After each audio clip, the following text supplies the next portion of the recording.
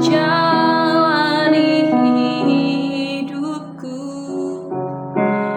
tanpa Tuhan yang di sampingku. Ku tak mampu sendiri, Engkaulah kuatku yang menopangku.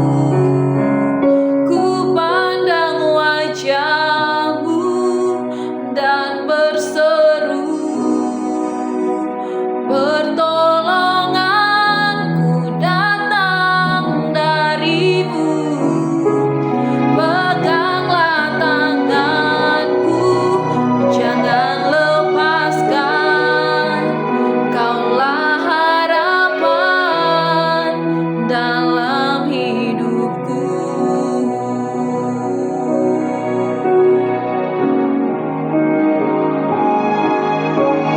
Bukan dengan kekuatanku ku dapat jalani hidupku tanpa Tuhan yang di sampingku. Ku tak mampu sendiri, Engkaulah kuatku yang menopangku. Ku pandang wajah-Mu dan berseru, pertolonganku datang dari-Mu. Peganglah tanganku, jangan lepaskan, Kaulah harapan dalam hidupku. Ku pandang wajah-Mu dan berseru, pertolonganku dari-Mu. Pegang tanganku Tuhan, jangan lepaskan, Kaulah harapan dalam hidup. Kaulah harapan dalam hidupku. Kaulah harapan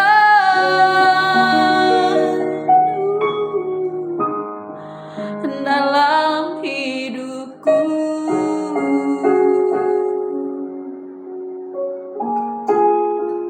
Bukan oleh kekuatan gagah kami, Tuhan, kami boleh melewati hari-hari kami. Kami boleh ada sampai saat ini, Tuhan. Tapi kami tahu semua karena anugerah Tuhan, karena penyertaan-Mu, Tuhan, bagi setiap kami. Terima kasih Tuhan Yesus. Engkau tidak pernah membiarkan kami sendiri. Engkaulah kekuatan kami, Engkaulah pengharapan kami ya Tuhan. Saat ini Bapa, kami mau berserah di dalam waktu kami mendengarkan firman Tuhan. Biar Engkau menjamah kami, melawat kami, pribadi lepas pribadi. Biar setiap kami boleh menerima rema yang baru Tuhan. Bersabdalah atas setiap kami perlu firman Tuhan. Di dalam nama Yesus, haleluya. Amin. Shalom Bapak Ibu dan Saudara-saudari, kita berjumpa kembali di dalam Perenungan Intim dengan Allah, yang pada kesempatan ini akan membahas sebuah tema dengan judul Pengharapan akan Kehidupan Kebangkitan. Firman Tuhan yang akan kita pelajari bersama terdapat pada 1 Tesalonika 5 ayatnya yang pertama sampai dengan ayatnya yang ke-11, dengan ayat emas pada 1 Korintus 15 ayatnya yang ke-48 sampai dengan 49. Berikut adalah firman Tuhan di dalam 1 Tesalonika 5 ayatnya yang pertama sampai dengan ayatnya yang ke-11. Berjaga-jaga. Tetapi tentang zaman dan masa, saudara-saudara, tidak perlu dituliskan kepada kamu. Karena kamu sendiri tahu benar-benar bahwa hari Tuhan datang seperti pencuri pada malam. Apabila mereka mengatakan semuanya damai dan aman, maka tiba-tiba mereka ditimpa oleh kebinasaan, seperti seorang perempuan yang hamil ditimpa oleh sakit bersalin, mereka pasti tidak akan luput. Tetapi kamu, saudara-saudara, kamu tidak hidup di dalam kegelapan, sehingga hari itu tiba-tiba mendatangi kamu seperti pencuri. Karena kamu semua adalah anak-anak terang dan anak-anak siang. Kita bukanlah orang-orang malam atau orang-orang kegelapan. Sebab itu, baiklah jangan kita tidur seperti orang-orang lain, tetapi berjaga-jaga dan sadar. Sebab mereka yang tidur, tidur pada waktu malam, dan mereka yang mabuk, mabuk waktu malam. Tetapi kita yang adalah orang-orang siang, baiklah kita sadar, berbaju zirahkan iman dan kasih, dan berketopongkan pengharapan keselamatan.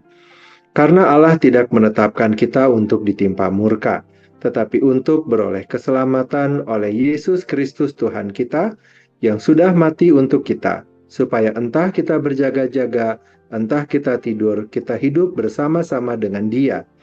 Karena itu nasihatilah seorang akan yang lain, dan saling membangunlah kamu seperti memang kamu lakukan. Berikut adalah firman Tuhan di dalam 1 Korintus 15, ayatnya yang ke-48 sampai dengan ayatnya yang ke-49. Makhluk-makhluk alamiah sama dengan Dia yang berasal dari debu tanah, dan makhluk-makhluk surgawi sama dengan Dia yang berasal dari surga. Sama seperti kita telah memakai rupa dari yang alamiah, demikian pula kita akan memakai rupa dari yang surgawi. Demikianlah pembacaan firman Tuhan, berbahagialah kita yang mendengarnya dan tekun melaksanakannya. Bapak, Ibu, dan saudara-saudari, ada satu ilusi yang dipelihara manusia sepanjang zaman.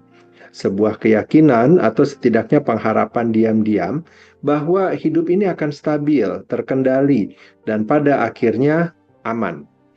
Paulus memberikan teguran terhadap hal ini kepada jemaat ketika ia menyampaikannya untuk jemaat di Tesalonika.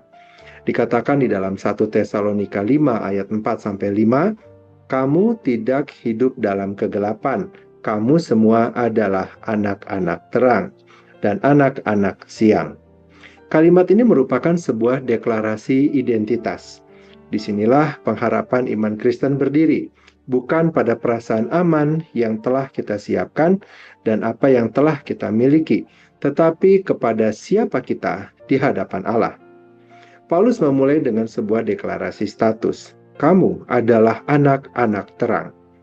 Hal ini menunjukkan karya regenerasi bahwa manusia yang tadinya berada di dalam kegelapan, kini telah dipindahkan ke dalam terang oleh anugerah Allah. Perubahan ontologis ini tidak dapat dilepaskan dari sebuah realita kesatuan dengan Kristus, union with Christ. Disinilah 1 Korintus 15 ayat 48 sampai dengan 49 memberikan sebuah fondasi. Paulus menuliskan, makhluk-makhluk alamiah sama dengan Dia yang berasal dari debu dan tanah, dan makhluk-makhluk surgawi sama dengan Dia yang berasal dari surga. Sama seperti kita telah memakai rupa dari yang alamiah, demikian pula kita akan memakai rupa dari yang surgawi. Ini bukan sekedar perbandingan, melainkan peta eksistensi manusia. Ada dua kepala perjanjian, federal headship, Adam dan Kristus. Tidak ada wilayah netral di antara keduanya.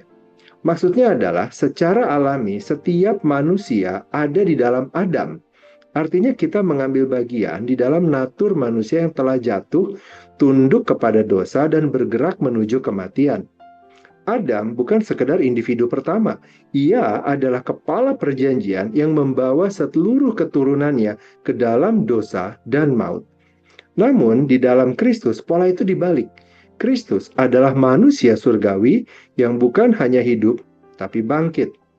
Kebangkitannya adalah awal dari ciptaan baru. Ia adalah yang sulung, yang berarti semua yang ada di dalam Dia akan mengikuti. Disinilah pengharapan Kristen menemukan kekuatannya. Apa yang terjadi pada Kristus pasti terjadi kepada umatnya. Roma 5 ayat yang ke-18 dan 19. Kembali ke 1 Tesalonika 5. Paulus menghubungkan identitas ini dengan kehidupan sehari-hari. Ia menuliskan, sebab itu baiklah jangan kita tidur seperti orang-orang lain, tetapi berjaga-jaga dan sadar, di ayat 6. Dunia boleh berkata damai dan aman, tetapi setiap orang percaya tahu bahwa sejarah bergerak menuju penggenapan ilahi. Dengan demikian, kesadaran akan hal ini seharusnya menghasilkan kewaspadaan dalam menjalani hidup sesuai dengan kebenaran firman Tuhan di dalam pengharapan kepadanya.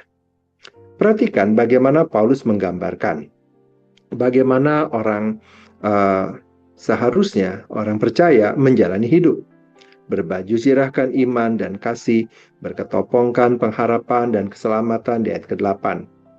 Iman, kasih, dan pengharapan bukan hanya kebajikan, melainkan adalah bukti bahwa seseorang telah dipindahkan dari Adam ke dalam Kristus. Tanda kehidupan baru yang mengalir di dalam kesatuan, dipersatukan dengan Dia. Pada ayat 9 dan 10 dituliskan, karena Allah tidak menetapkan kita untuk ditimpa murka, tetapi untuk beroleh keselamatan oleh Yesus Kristus, Tuhan kita yang sudah mati untuk kita, supaya entah kita berjaga-jaga, entah kita tidur, kita hidup bersama-sama dengan Dia. Di sini kita melihat dengan jelas bahwa keselamatan bukanlah kemungkinan, melainkan penetapan.